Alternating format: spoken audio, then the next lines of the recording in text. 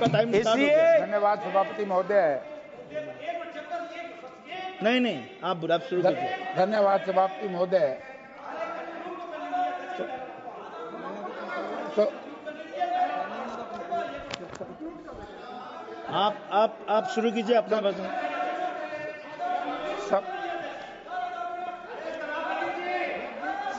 आप शुरू करो, आपका समय शुरू हो गया। सभापति महोदय, मैं आपका बहुत बहुत धन्यवाद करता हूं कि एक ऐसे महत्वपूर्ण। एक मिनट। माननीय जाधव जी, आपने करीब यहाँ 24 मिनट आपका भाषण हुआ है। आपका और वक्ता है, आपका समय खत्म हो गया है। नंबर 1। नंबर 2, जब मंत्री जी रिप्लाई देगा जरूर आप उसमें रहिएगा, क्योंकि नहीं तो फिर बोल के चला जाता है। जरूर आप रहिएगा, ये मेरा आवेदन है। एक हमारा दोबारा से शुरू करो जी। माननीय सदस्यगण, जिस माननीय सदस्यगण को रिटर्न स्पीचेस देना है वो टेबल पे तुरंत आपका रिटर्न स्पीच दे सकते हैं। Honorable members, those who want to lay their written speeches on the table, they can do so. It will be treated as part of the proceedings. Please start. तो मेरा समय यहाँ से करियो जी, 10 मिनट खराब होगी। सभापति महोदय धन्यवाद। मैं ऐसे महत्वपूर्ण मुद्दे पर बोलने के लिए खड़ा हुआ हूँ क्योंकि भारत एक कृषि प्रधान देश है और भारत कृषि प्रधान देश के साथ भारत की अर्थव्यवस्था और भारत का रोजगार ये कृषि के ऊपर बहुत ज्यादा निर्भर करता है। तो अध्यक्ष महोदय, किसान की पैदावार को बढ़ाने के लिए एमएसपी के बारे में बहुत चर्चाएं की जा रही है। उधर की सरकार की तरफ से भी मैसेज आया, हरियाणा प्रदेश के चुनाव हो रहे थे, इन्होंने कहा कि हमने हरियाणा में 24 फसलों का एमएसपी दिया है। तो मैं सबसे पहले तो सभापति महोदय, मैं आपके माध्यम से माननीय मंत्री जी से पूछना चाहता हूं, ये एमएसपी अभी शुरू हुआ है या 14 से पहले भी था?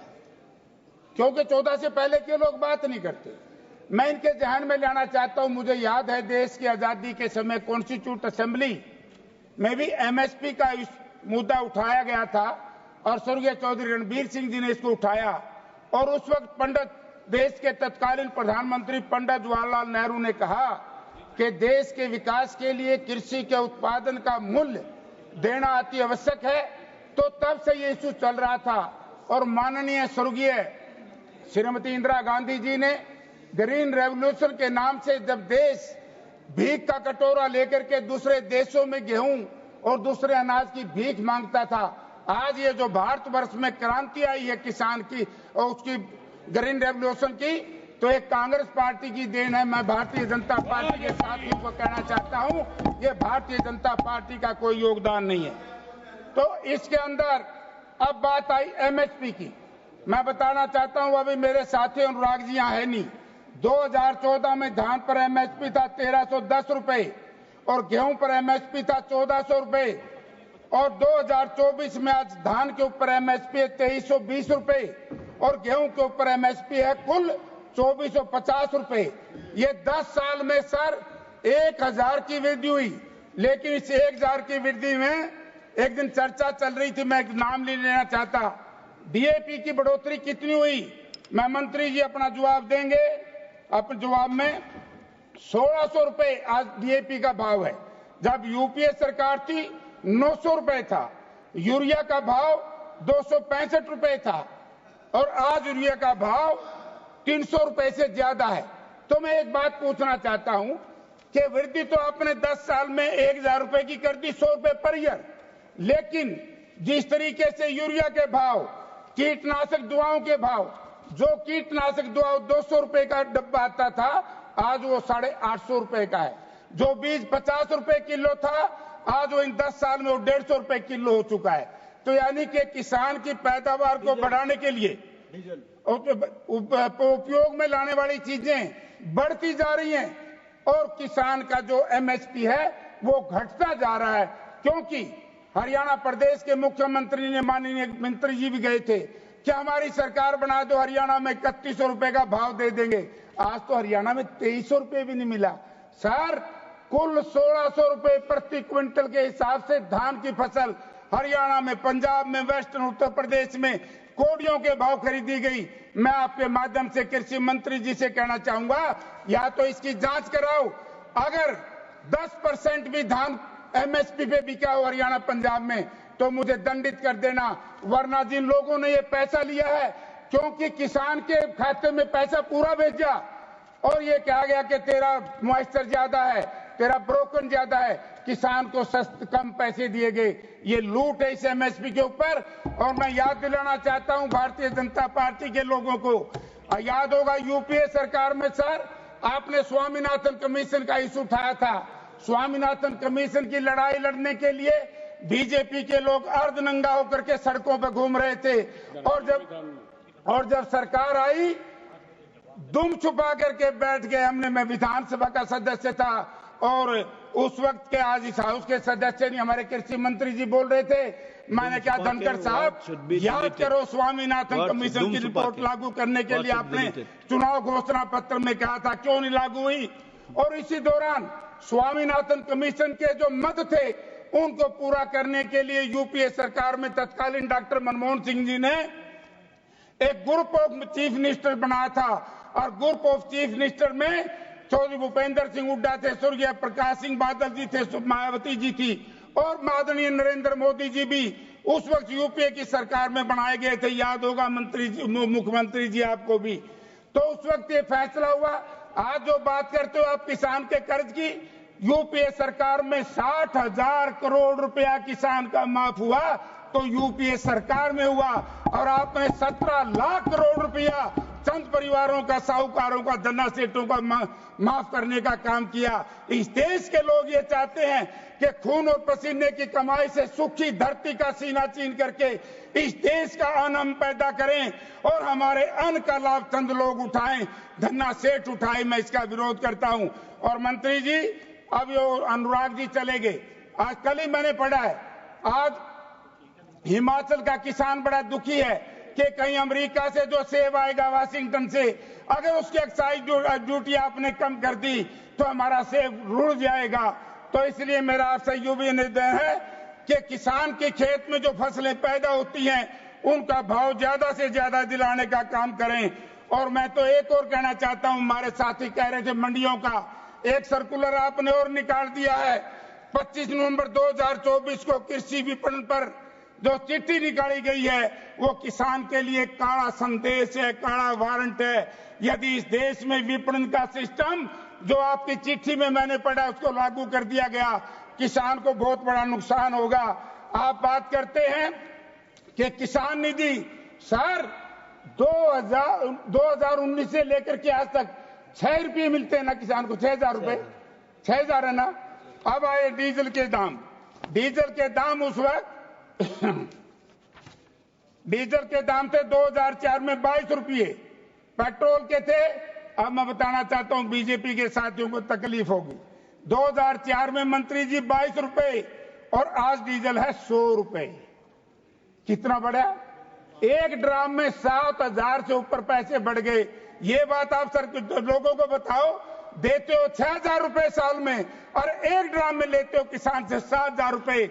आप किसान के सबसे बड़े विरोधी सरकार है। तो आज ये भारतीय जनता पार्टी नीच सरकार है जिसने किसान के तेल का लाभ उठाने के लिए 2014-15 में 29,289 करोड़, डीजल 42,880 करोड़, 2015-16 में 29% की वृद्धि हुई।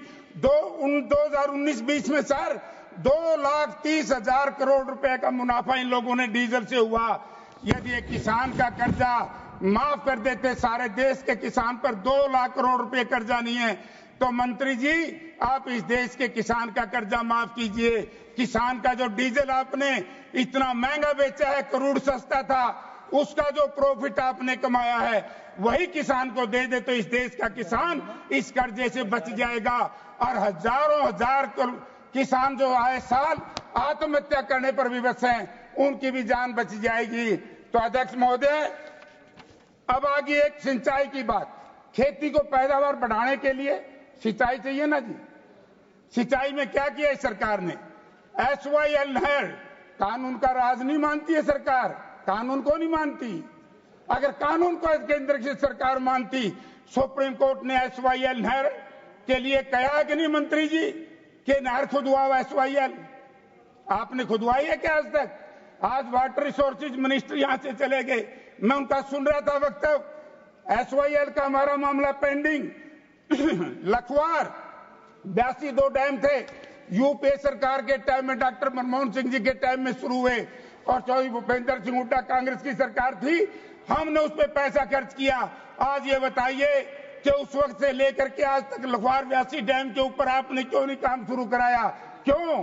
कभी किसान की आमदन, किसान को सस्ता पानी ना मिल जाए नेचुरल रिसोर्सेज से, उसके उपज के दाम ना बढ़ जाए, किसान को कमजोर करने का काम भारतीय जनता पार्टी की सरकार ने किया। और अध्यक्ष सभापति महोदय, खेती के उपकरण, जहां तक हमारे साथी कहते हैं GST है 12%, आप भी मानोगे मंत्री जी, GST है 12%, और सोने के ऊपर आपने GST कितना लाया? 3%, क्योंकि किसान के उपकरण के ऊपर 12%। आप किसान को कहां तक मारोगे? और जब किसान, इस देश का किसान धरना देता है, आप उस मीटिंग में गए थे, डल्लेवाल साहब को उनको गिरफ्तार करा के आ गए, लाठियों से किसानों को पीटा गया। सर, आजादी के बाद यदि इस देश में, कहता हूं कि ऐसा राज है भारतीय जनता पार्टी का किसान के लिए जैसा अंग्रेज का राज था। या तो अंग्रेज के राज में लाठियां पड़ती थी, या भारतीय जनता पार्टी के राज में लाठियां पड़ी। 730 किसानों को शहादत दी, उसके बाद आप फिर दोबारा से वही कानून लाना चाहते हैं। हम इसका विरोध करेंगे, और मैं कहना चाहूंगा मंत्री जी से, ऐसे काले वारंट जारी मत करो जिससे किसान को बहुत ज्यादा नुकसान हो जाए। तो आपने बात कही थी नरेगा की, मैं एक राय भी देना चाहता हूं कि इस मनरेगा को खेती के साथ जोड़ दिया जाए। और मनरेगा के ऊपर मंत्री जी वाहवाही लूट रहे हो। आपने कब चालू करी थी? ये चालू करी थी कांग्रेस पार्टी ने, यूपीए सरकार ने। डॉक्टर मनमोहन सिंह जी देश के प्रधानमंत्री थे। पूरी दुनिया में यदि सबसे बड़ा रोजगार का एक सिस्टम अडॉप्ट किया था तो यूपीए सरकार ने किया था। भारतीय जनता पार्टी ये बताए कि किसान के भलाई के लिए आपका किसान, लिख तो दिया कि किसान कल्याण महकमा, किसान कल्याण विभाग, किसान के कल्याण के लिए क्या किया है? किसान के कल्याण के लिए काम किया है। MSP दिया नहीं, स्वामीनाथन कमीशन की रिपोर्ट लागू करी नहीं। ग्रुप ऑफ चीफ मिनिस्टर की जब बात आई थी तो उस वक्त मैं आपको बताना चाहता हूं सभापति महोदय, 3 लाख रुपए तक का शॉर्ट टर्म, आपको याद होगा नेशनलाइज बैंक 12% देते थे, तो यूपीए सरकार ने उसको 3-4% किया था। और हरियाणा में जो कांग्रेस पार्टी की सरकार थी, हुड्डा साहब थे, हमने आज से 11 वर्ष पहले, 12 वर्ष पहले उसको माफ कर दिया था। अगर माफ नहीं हो तो ये धर्मवीर बता देगा, बता दिए भाई, कह रहा था कि हरियाणा में माफ। तो मैं एक निवेदन करना चाहता हूं आपसे, यानी कि किसान के खेत के उपज को बढ़ाने के लिए जो कल पुर्जे लगाए जाते हैं उनमें इतना भारी टैक्स, और सोने के ऊपर 3% टैक्स। आप GST को, आप MSP को कानून की गारंटी क्यों नहीं बनाते? क्योंकि आपकी जो ये लूट का सिस्टम भारतीय जनता पार्टी की सरकार ने इस देश के धन्ना सेठों के लिए दिया है। तो इसलिए मंत्री जी मेरा आपसे एक निवेदन है, घड़ी ना देखो, ज्यादा नहीं बोलूंगा, वैसे थोड़ा बोलूंगा। अब एक बात आई थी प्रधानमंत्री कृषि बीमा योजना, मंत्री जी ने बड़ा विस्तार से उस दिन बताया था। मैं बताना चाहता हूं मंत्री जी कि प्रधानमंत्री किसान बीमा योजना में बहुत बड़ी लूट हो रही है। हमने जब इसको शुरू किया, पहली बात तो मैं सदन को बताना चाहता हूं, और मंत्री जी ने अपने जवाब में बनाना चाहिए, किसान कृषि बीमा योजना किसके राज में शुरू हुई मंत्री जी? अध्यक्ष महोदय, ये कांग्रेस के राज में शुरू हुई थी। कांग्रेस ने स्वामीनाथन कमीशन की रिपोर्ट के 100 मद 115 में से उसी वक्त लागू करने का प्रयास किया था। एक काम हमसे अधूरा रहा था, MSP की कीमत कैसे निर्धारित करें। C2 प्लस 50% का आपने 11 साल में ये फार्मूला लागू करने का काम नहीं किया। बाकी जो ब्याज की माफी की बात थी, इंटरेस्ट की माफी की बात थी, ये कांग्रेस पार्टी ने किया है।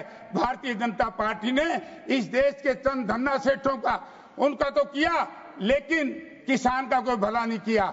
किसान को लूट थी। आपको याद होगा कांग्रेस पार्टी की सरकार से पहले, यूपीए से पहले, इतना सस्ते भाव से जमीन एक्वायर की जाती थी और लैंड एक्विजिशन की लड़ाई माननीय राहुल गांधी जी ने भट्टा परसोल से लेकर के एक लड़ाई लड़ी और भारतीय जनता पार्टी की सरकार ने राहुल जी और उनके साथियों को गिरफ्तार किया। राहुल जी क्या कह रहे थे? राहुल जी केवल एक बात कह रहे थे कि जिस तरीके से लैंड एक्विजिशन एक्ट हरियाणा में बनाया हुआ है पूरे देश में लागू हो, और उत्तर प्रदेश में लागू नहीं किया। फिर भारतवर्ष की हमारी यूपीए सरकार ने लागू किया और आपने आकर के सर उस लैंड एक्विजिशन एक्ट को भी बदल दिया। आपने उसमें 2 धाराएं ऐसी गलत जोड़ दी कि किसान की जमीन लूटने का काम किया, तो भारतीय जनता पार्टी की सरकार ने किया। तो इसलिए मैं अब मंत्री जी से कहना चाहूंगा कि नरेगा के लिए और विशेष तौर से एमएसपी के लिए मैं आपसे कहना चाहूंगा इसको कानून की गारंटी का दर्जा दे दो। सर आप भी मानोगे किसान को एमएसपी को कानून की गारंटी मिलनी चाहिए कि नहीं मिलनी चाहिए? बता दो, आप बता दो तो बताओ मंत्री जी, मिलनी चाहिए। अगर एमएसपी को कानून की गारंटी दोगे तो इस देश का किसान बचेगा, तब हम मानेंगे। अगर एमएसपी को कानून की गारंटी नहीं दी, आप किसानों के सबसे बड़े शत्रु हो।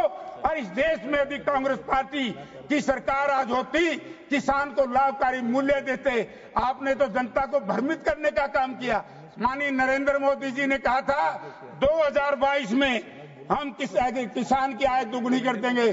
सर आपका इकोनॉमिक सर्वे क्या कहता है? 2024 की ग्रोथ रेट जो है वो गिर करके 2022 में आ गया 4.7 से लेकर 1.4 तक, यानी कि किसान की आय घटी है। किसान की आय घटने की वजह से किसानों के बेटे रोजगार नहीं है, हरियाणा में रोजगार नहीं है, देश में। मोदी जी ने जो वायदा किया था कि 2 करोड़ लोगों को सारा साल मैं रोजगार दूंगा, अगर वो रोजगार मिल जाता किसान के बेटों को, डोंकी के माध्यम से बाहर क्यों जाते? तो इसलिए मैं आपसे नम्रतापूर्वक निवेदन करना चाहूंगा कि इस देश की जो रीढ़ की हड्डी है किसान को और किसानी को बचाना है, तो स्वामीनाथन कमीशन के जो मद बचे हैं हमने बहुत लागू कर दिए थे।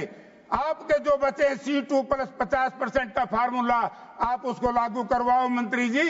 अगर वो लागू नहीं हो पाता तो हम ये सोचेंगे कि केंद्र में बैठी हुई भारतीय जनता पार्टी की सरकार, जो आदरणीय स्वर्गीय श्रीमती इंदिरा गांधी जी ने ग्रीन रेवोल्यूशन ला करके इस देश को अन्नदाता बना करके सारी दुनिया में हमने अन्न बेचा था।